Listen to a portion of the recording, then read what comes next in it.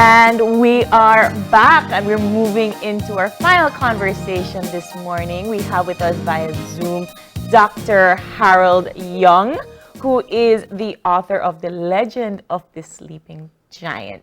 And he is also part of the Belize Pantheon Fantastic Project. And he's here with us to share the information about the competition to get writers and visual artists to bring the legend of the sleeping giant to life. Good morning, Dr. Young. How are you? Good morning. I'm very well. Thank you for having me. Yeah. Right. So can you tell us a little bit about the Belize Pantheon Fantastic Project? I've never heard of it. I had to go and Google it last night.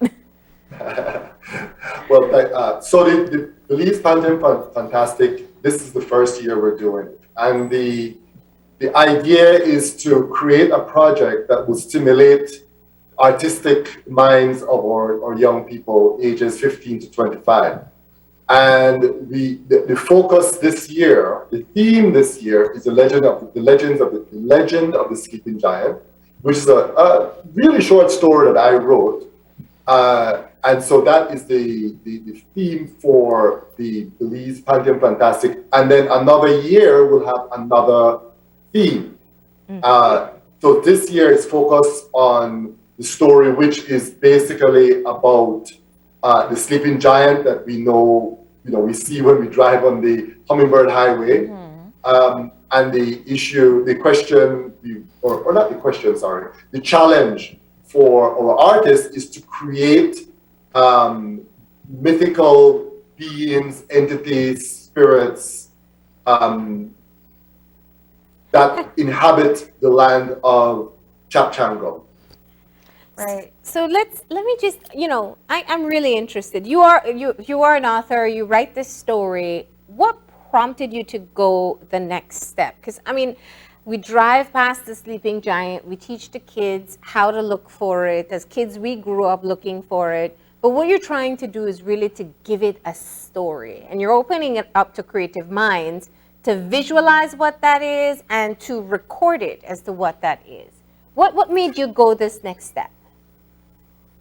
So when I was a child, when I was a little boy, my dad took me along the Western Highway, now the George Rice Highway, and he pointed to the mountains that are at Rockville and said that there's the sleeping giant. And I never actually heard about the one in the Mayan Mountains on the Hummingbird Highway until many years later. So the story is around the uncertainty of where Chapchango decided to go to sleep. So the story ends with like a cliffhanger. There's no real answer, and it's not really all that important. But it ends with this cliffhanger of Chapchango creating physical geographic Belize, this mythical, what he creates, and then says, I love this, and I'm going to take a nap here. And we today are not sure if he's napping on the coast, on the smaller mountains there, or he's napping in the Mayan Mountains, in the cool breezes of the Mayan Mountains, or the Caribbean breezes along the coast. I'm going to go on a limb and say he's the one by the Hummingbird Highway because there was smoke the other day. So I was about to say he woke up and he lit a cigarette because he was smoking the other day. So he was smoking the other day. So maybe it's a sign, right? Careful. But that could be a good spark for a creative story. And that's what I think, the idea of storytelling, it's one of those things that if we go back to our Tata Duhende story, if we go back to our La Llorona, these are things that had a message and a lesson for us to learn. I know people will say, it was meant to help children do the right thing. And now when you're bringing it into something new and we're giving, or you're giving, creatives the opportunity to shape a new direction of what our mythology will be or what our stories will be. That's just fascinating. I'm excited at the opportunities that you can have from this. Yeah. So I'm glad you brought up Tata Duhende and the others, because that's why the word pantheon is in there, right? So we want to add to that folklore, we want to add to that mythology. It's not to replace or substitute, it's to add to it. Okay? And so part of the project also is for the artists to submit along with the work, and this can be done collaboratively, a narrative, a very short narrative about the person's conception of the image. So is this character or this mythical entity, does they have good qualities? Does it have a mischievous streak? Is it a mixture? Is it playful? It could be any combination. I mean, let's think about Greek mythology and Roman mythology that we always fall back on because we're very Western, right?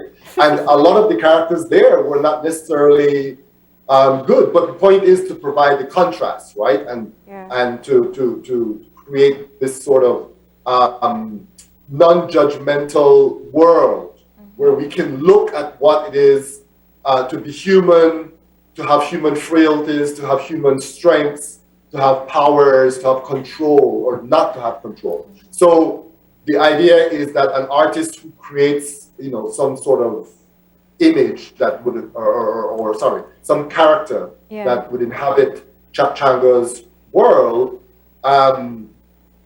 would have this narrative that the artist may write or could collaborate with a writer, somebody who writes poetry or narrative stories, and they can join together and bring that to life.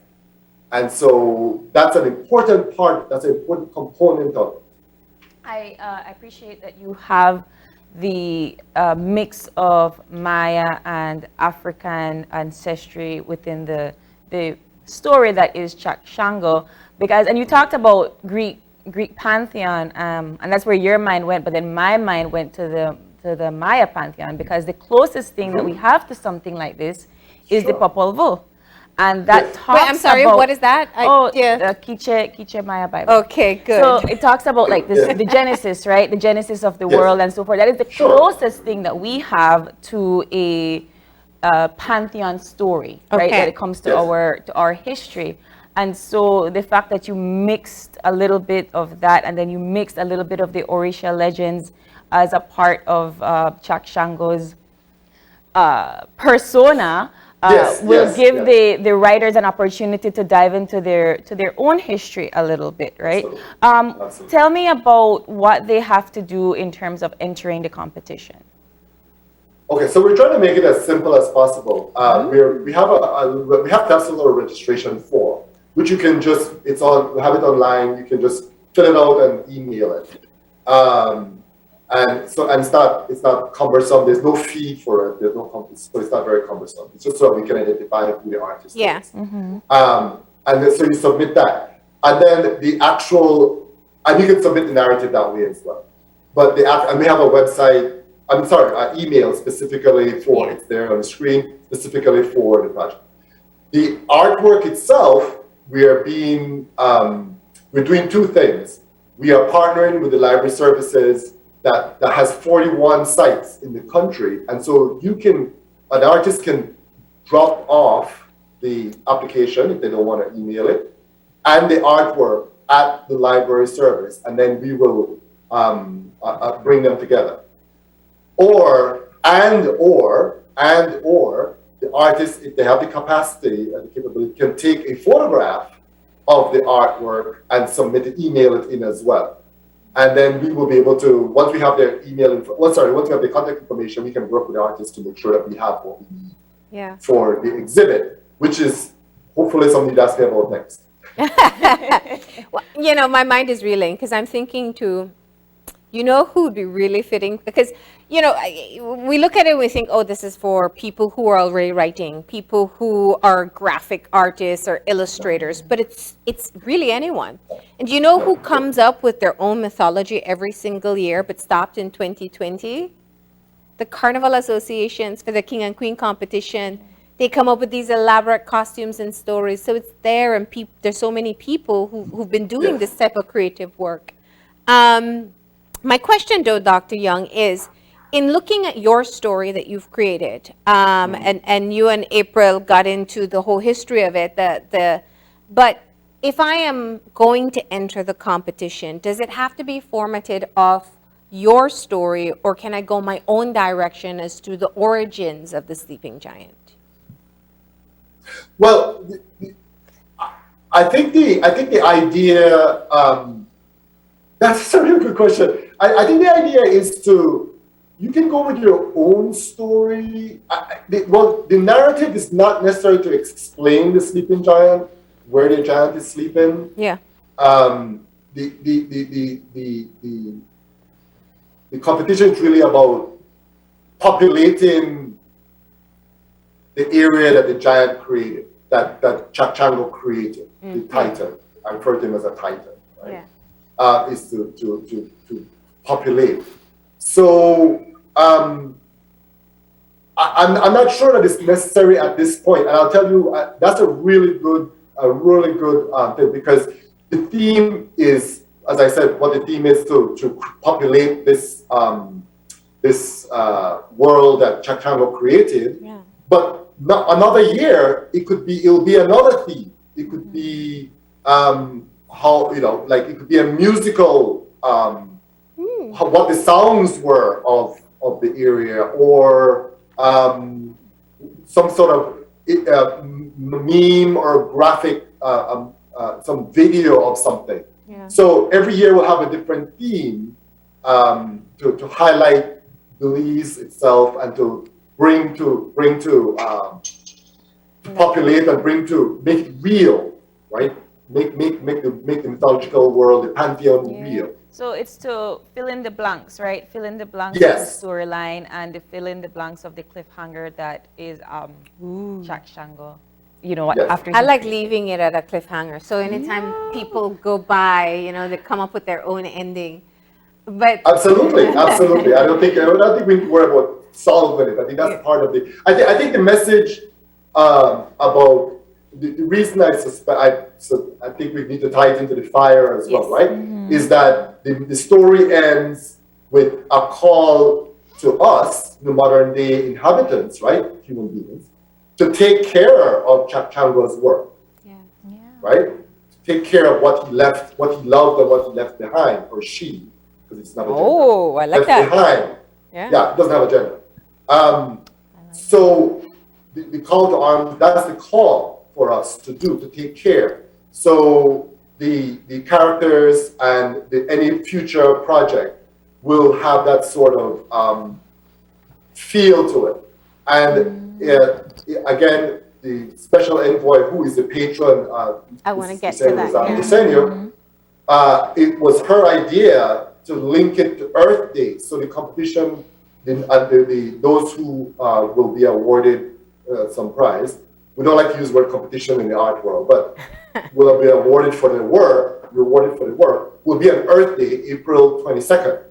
Okay. So we're trying to be creative in the framework, build on something that can keep going, a continuous project, and yet make it meaningful for the everyday person. Like you said, somebody driving by, buses driving by, you have 70 people on a bus. It would be great if 70 of them look at it and went, oh my gosh, I remember the story. I like this character that's running around. Yeah. You know what I mean? So, or this character, I want to do something to bring my idea, what I think, what entity is in the mountains or in Belize, running around in Belize. So, and to go to the Mayan and the African, they all had pantheons. Unfortunately, because of our colonial past, most of us are not familiar with these pantheons. Like you said, my mind first went to Greek and Roman pantheons, right? But so part of it is also to raise awareness of these pantheons. That's why Chak is based on one of the Mayan mythological creatures, persons, entities, and Shango is based on one of the African mythological creatures, and they all had a sort of a narrative, powers, characteristics that played a role in the mythology. So the idea of bringing them together and making it alive for modern Belize, and then building on that.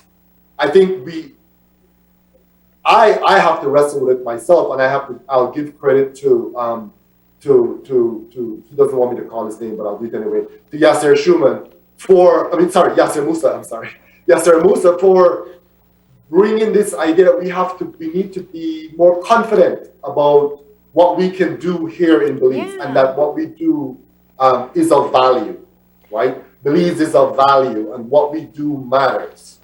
So whether you're building a bridge, building a house, picking up a piece of trash, creating something fantastic, mythical, Creole language, Garifuna language, Mayan languages, or a mishmash of all of them, if needs be. Or a mishmash of all of them. These are things of value.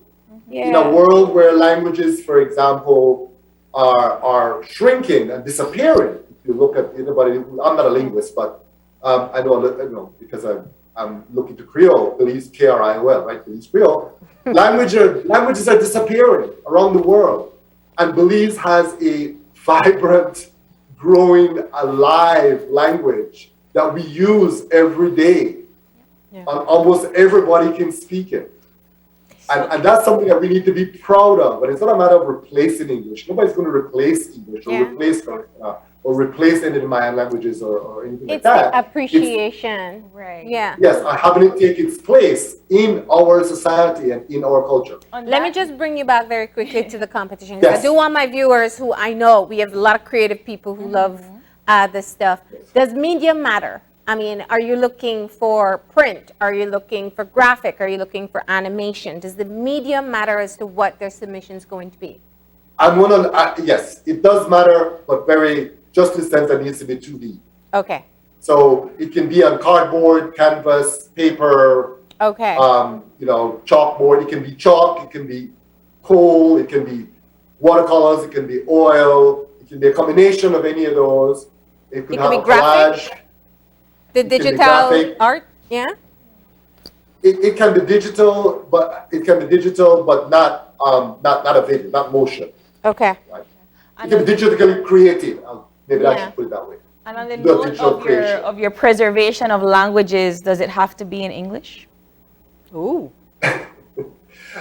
Let's say I will challenge the author or the artist and whoever writes the narrative to submit it in English and whichever language they choose. Okay, good. I like this. So I'm just, so you said, and we get sometimes too excited and we forget some of the details.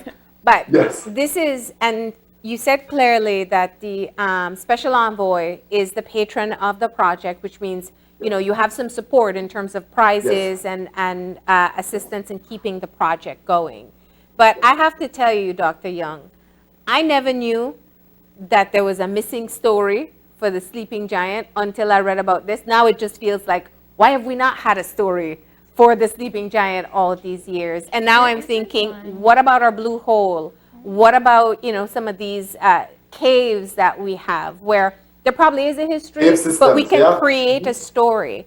And how wonderful it would be to share with our little ones these really creative stories of things that we love and appreciate and identify with as Belizeans. And I appreciate the fact that it's a creative measure in terms of not just writing, but graphics as well, because for the past 5 years or so, we've had beautiful animation come out from some of our stories. We've had books, children books, we've had teenage books coming out. I know that there's so many Belizean authors or aspiring authors that are out there writing and writing based on Belizean culture. So thank you for the opportunity. So the deadline for submissions. Yes, the 15th of March. But let's talk about two important things. Okay. Two very important things. The exhibit, there will be a virtual exhibit. And we're working on that now. So what we're planning to do is have an exhibit where anybody in the world can go into the exhibit and walk down the corridor and look at the pieces of art. And each art piece will have a pop-up that will then give you the narrative that was submitted. And so it's going to be this maze. I don't want to, maze makes it sound like it's going to be confusing, but it's not going to be confusing. It's going to be a beautiful setting that will have the artwork like on a wall, and you will literally be able to walk down the corridor and look at it. And the sponsors will also be there. So if anybody wants a sponsor, they can contact me. We're still looking for sponsors. We have some already. The sponsors will be also listed there. And so the next big part is the prize process. And so I'll start with the viewer's choice. So when a viewer goes into the virtual exhibit, there will be a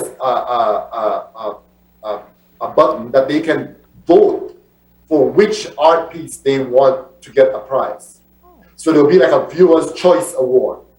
And then we have a panel of young, vibrant, esteemed, very, I don't want to use qualified, but very in tune with this whole concept. That will be, and I'm not going to give their names because I don't want to put pressure on them, but they will then select 3 artworks for honorary mention. Okay. And they will get a prize. And then a bronze, silver, and gold medal winner. Yes. The bronze medal winner will get the prize is a cell phone. The silver medal is a tablet, and the gold medal is an Apple tablet with graphic software. Ooh, there you go. Wow. To invest back in the art that you create. Yes. Well, I hope. And just a couple more things. The special mentions or honorary mentions will get gift cards that they can, for one of a local establishment, a sponsor. All right. Is giving gift cards. And then everybody, all the participants and the winners will have special markings, of course, will get a certificate embossed by the special envoy. And one of the reasons for doing this is so that the artists can build their portfolio and they can say, I was an honorary mention in Belize Pantheon Fantastic, or I was a gold medal awardee. So everybody gets a prize. Everybody is a winner. But yeah, you're a winner, but you get to, there'll be a hierarchy. It builds your portfolio. Yeah. Yes. Well, Dr. Young, this sounds like I look forward to the launch of the virtual exhibit, so that we can see for ourselves what Belizeans have been able to create. I do hope that we see submissions from all ages, because we have so many talented Belizeans. I think this gives them a great opportunity to showcase that. And as you said, the contact information is all available on the Facebook page, Belize Pantheon Fantastic.